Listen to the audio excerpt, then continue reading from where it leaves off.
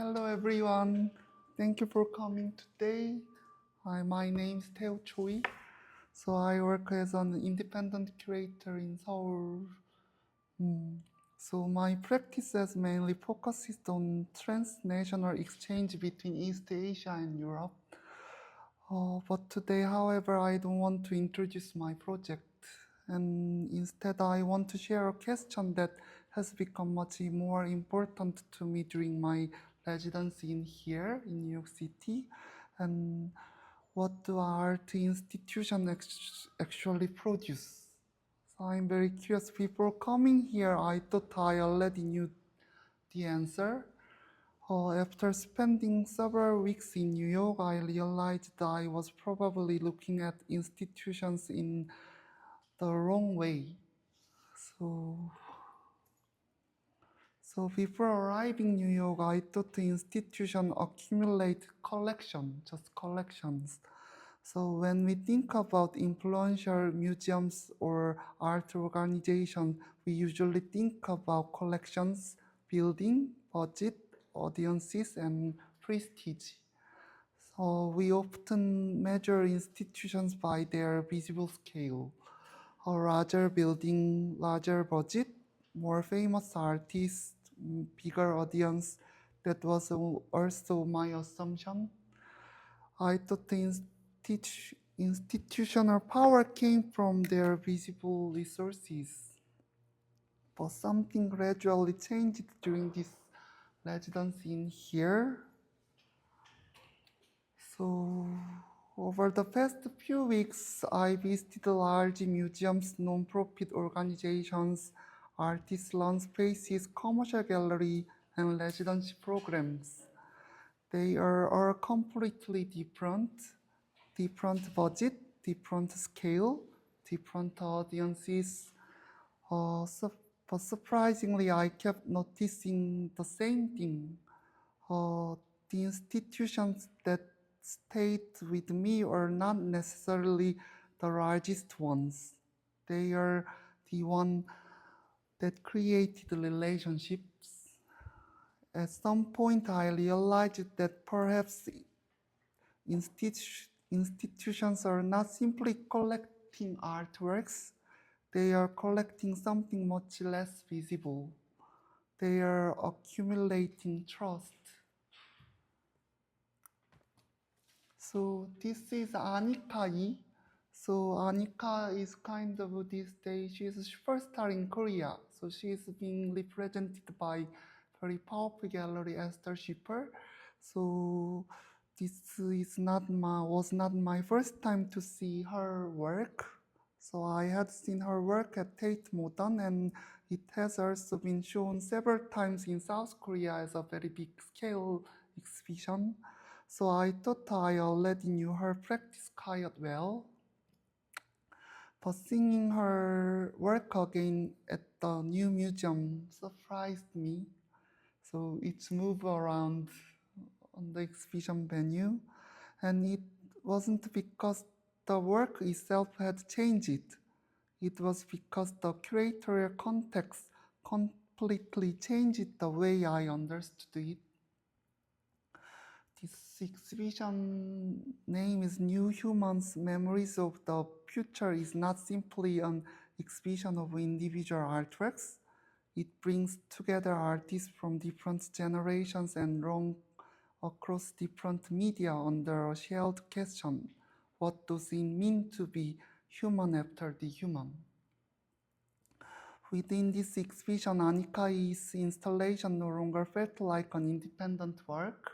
So instead, it became part of a larger narrative, almost like a sentence with a much bigger story. So that experience made me think again about the role of institutions. A great institution is not simply a place that presents great artworks. It is a place that allows us to see familiar works in completely new ways. When I left this exhibition, I realized that I wasn't not thinking about particular artwork. I was thinking about the institution itself. So my first thought was it would be very difficult to create this kind of an exhibition like this way in Korea. That is not simply question about budget. So it is a result of years of trust, long-term relationship, institutional network, and the curatorial authority that has been built over time. So, and then after visiting the new museum, I intentionally stopped going only to major institutions. So I wanted to understand what the rest of New York actually looked like. So this is a long story short, was one of the first place I visit. To be honest, it reminded me of many young gallery in Seoul. So the space was very modest and the resource seemed very limited and little poor somehow. And then there was nothing spectacular, and strangely, that was reassuring. So people coming to New York, because before I was staying here near, so I just go to very big museum institutions. So I imagined every even small gallery here would somehow be operating on another level because it's in New York and every artist, curator want to come here. So, but that wasn't true. Small gallery in New York face many of the same challenges as independent space in Korea as well. So limited budget, same very small teams, and constant uncertainty. The difference was not their size. Difference was how they tried to create value despite those limitations. I stopped looking for bigger spaces. I started to looking more something stronger ideas. So, and then I went to Baroi. Do I pronounce it correct? Baroi. So there is one small gallery in Lower East Side near New Museum. So I heard about this gallery, so I went there. So, but this gallery completely changed my perspective. To be honest, the exhibition was not that impressed to me. So, but then I went to downstairs. So there was a small library, books, and there are so many exhibition catalogs and artist publication reference materials. So it's not public library, but it was not designed as an exhibition. It simply existed as a part of the gallery. Most of visitors, I think, probably wouldn't spend much time there. But I stayed, and because I suddenly realized this gallery wasn't only producing exhibitions, it was producing knowledge. So the exhibition might change every month and artists will come and go, but this library remained, right? So that was the moment I began asking myself a different question. Maybe institutions are not defined by the exhibition they present. Maybe they are defined by what they continue to accumulate over time. Small institutions collect research before they collect reputation. And some institutions display their identity through exhibitions. Others reveal it through what happens behind the exhibition. And then next experience was completely unexpected. I went to there with Mette last week again. So I wanted to visit OCD Chinatown, this small art space. I heard about this very small space many times from Korea and in Asia Journal. So I was very curious. So I went to there, but when I arrived, I couldn't find it. So I asked people around me, shop owners, vintage store step. Nobody seemed to know exactly where it was. Eventually, someone took me to upstairs, and on the second floor, there are beautifully curated designer vintage stores. Hidden inside the environment was OCD. One shop owner next to this gallery smiled and said, "I almost never see it open." At first, I thought this was simply an amusing story, funny story, but later I realized it taught me something important. I had trusted Google. So, but in this case, the search engine failed. The local community didn't. That made me rethink visibility. We often assume that if something is important, it should be also very visible. But some institutions operate differently. They become meaningful not because they are easy to find, but because people continue talking about them. Community can be a stronger form of visibility than publicity. So here, until this point, I had been thinking mostly about museums and gallery, but that perspective began to change after spending time at here unlimited residency. So when I first arrived, I was honestly a little bit surprised. The space was much smaller than I imagined. And it wasn't, this space was not luxury residence. It was not something iconic building.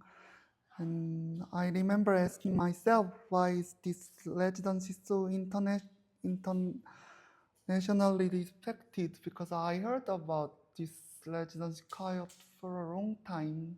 So I always applied here and ISCP in New York.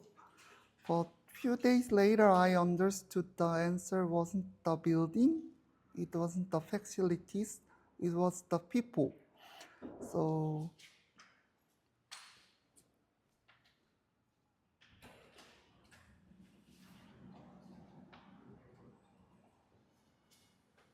hi. So Natalie, the director, and the RU team were constantly introducing residents to curators, writers, other institutions, and organizations across New York. So they are not simply arranging just a typical meeting, they are creating relationships. So people coming to New York, for example, I had contacted institutions such as ICI many times. But sometimes I received the replies from them, but it was always not easy to move beyond the first mail.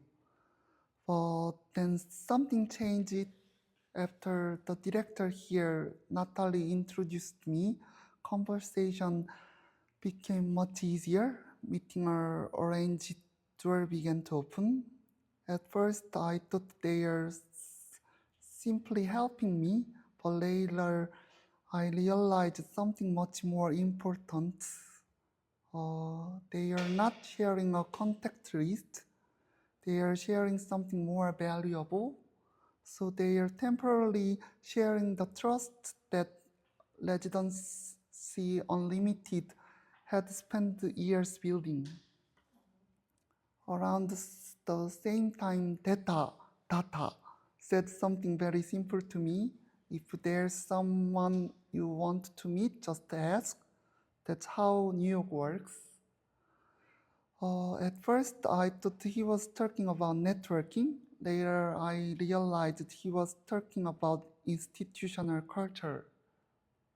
Making introductions was not an extra favor. It was part of the institution's mission that completely changed the way I think about residencies. So I used to think a residency provided time, space, and a studio. Now I think its most valuable resource is something much less visible. So institutional trust. A residency becomes meaningful when it allows people to enter conversation that would otherwise remain inaccessible. That is something no building can provide. Perhaps institutions are remembered not for what they own, but for what they make possible. This page, if I had made this map a few years ago, maybe I probably would have called it my career path, or perhaps my international experience, but today I don't think either description is accurate.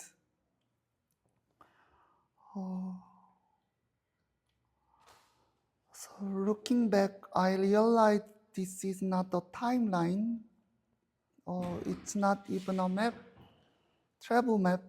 It's a map of a relationship. So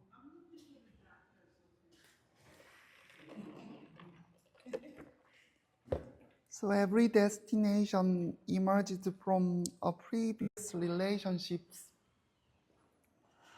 None of these opportunity appeared independently. It started from New York, very long time ago. When I studied at Sotheby Institute there, I met one friend from Lithuania. So years later, I couldn't get a job in Korea.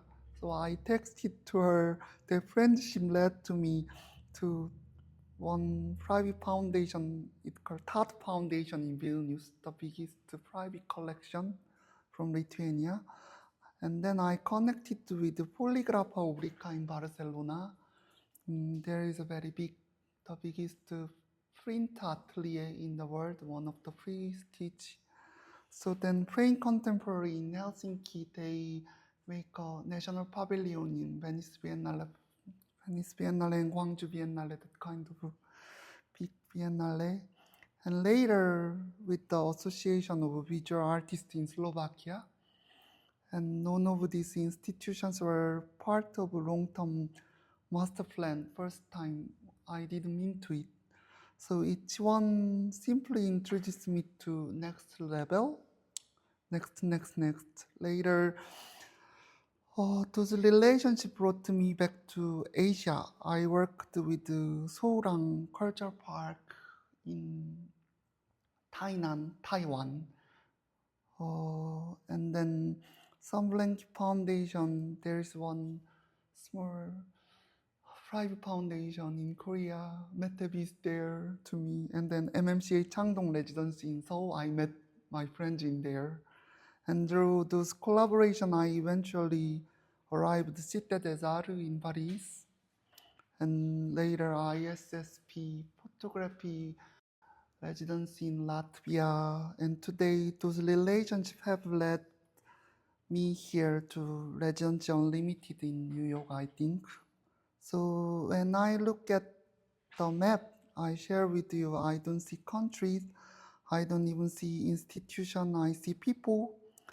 Every institution of the map is represented by someone who trusted me, worked with me, or introduced me to another person or institute. That is why I now think differently, think about mobility. I research about mobility as a curator. But mobility is not simply moving across borders. It is accumulation of trust across time. As an independent curator, we often believe that our next level opportunity depends on finding the right institution. But my experience has taught me something different. The next opportunity usually comes from taking care of the previous relationship. So that's why I really appreciate people who I met in art circle. Perhaps this is what internationally practice really is, not collecting destination, but continuously earning trust. Looking back, I no longer see a map of where I have been, I see a map of the trust that made each next step possible. So when I first began working internationally, I thought mobility meant just traveling, visiting new institutions, meeting new people, working in different countries, and of course, mobility does begin that way. But after several years, I realized the movement alone is not enough. Many people travel. Thank you.